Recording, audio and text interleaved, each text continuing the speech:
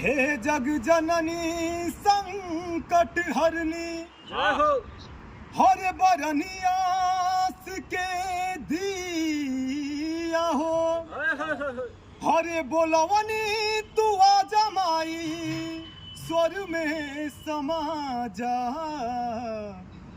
कि छछनेला तुहरा बिना जिया हो। क्या बात है।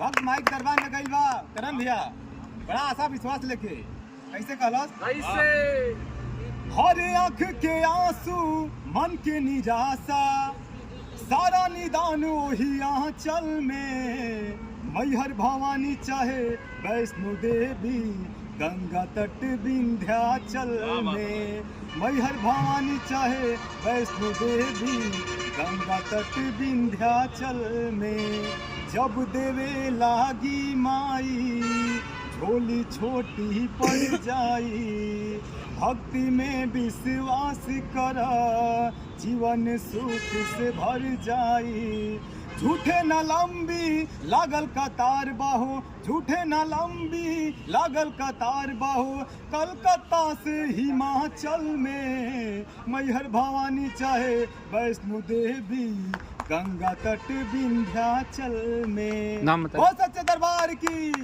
नाम बता दीजिए अपना। मैं चंदीप चक्रवर्ती सारा भोजपुरिया समाज आज बनारस की धरती पे सारे लोग का स्वागत है, अभिनंदन है, धन्यवाद।